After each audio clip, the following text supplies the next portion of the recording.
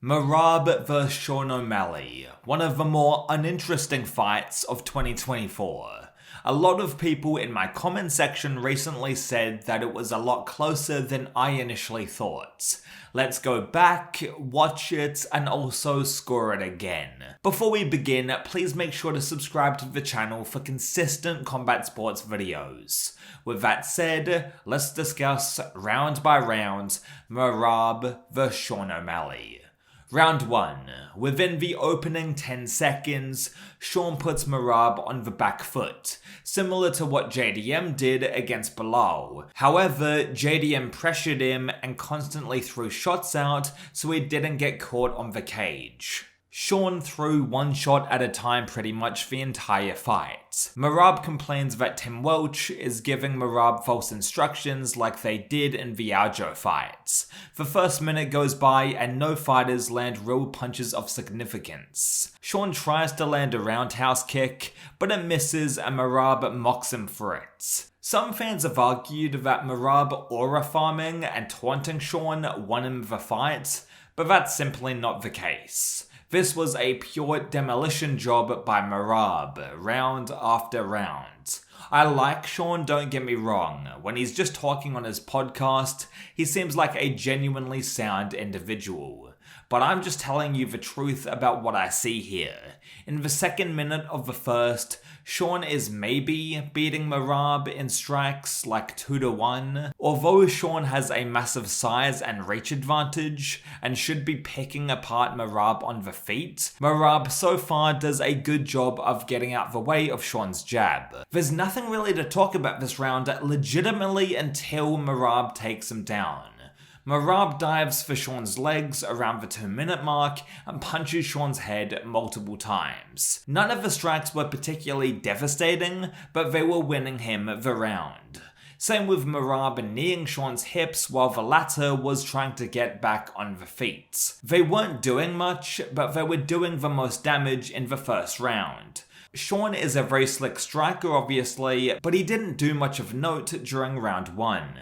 Merab level changed, got the takedown, and went to work. I will say that Sean did a decent job of getting back to his feet, even though he got taken down by Merab multiple times during the fight. So Merab goes for a guillotine attempt. He was unsuccessful, but the combination of a potential fight-ending scenario and the clinch strikes nets Merab the win in the first round. Round 2. Merab and Sean share a very cagey first minute in round 2. A lot of posturing, they aim for a few shots, all of them pretty much miss the target though.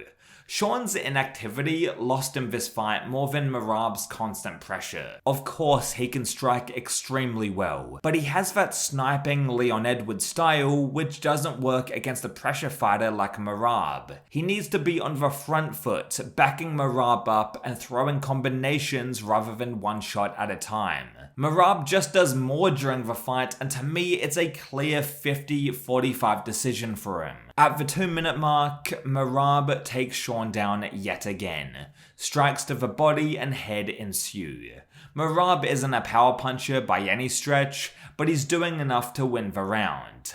The volume and consistent pace Merab fights at is impressive, especially when you consider that he's 36 years of age, at bantamweight no less.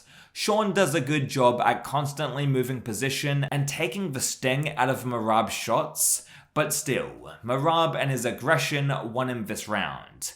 Even without the alleged aura farming at the end of a round with Merab kissing Sean, he won it, fair and square. Round 3. The first minute of round 3 is just posturing and feinting. This fight was more boring than I remembered, hence why I'm not looking forward to a rematch. I think Sean can and will make adjustments, especially since he lost the initial fight, but will that be enough to stop Merab pressuring him?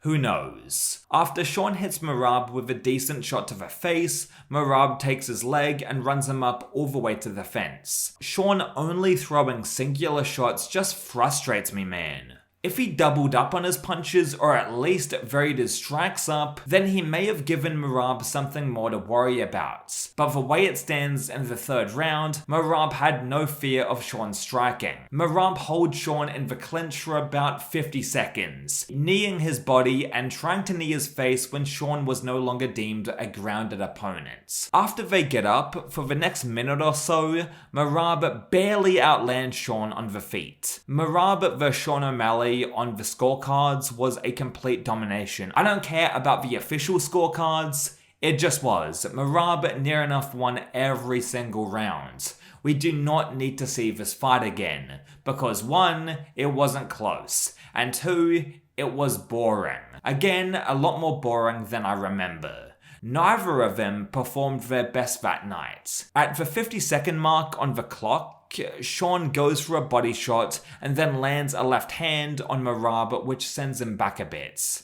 Yeah, that's the extent of Sean's striking during round 3 pretty much. A body shot and a left hook, or a leg kick and then a fucking minute later, a jab. Merab didn't even do much in round 3, but he did more than Sean in terms of volume, and that's what won him not only the round, but the fight. So that's it. Merab already won 3 rounds, so he would be declared the winner already.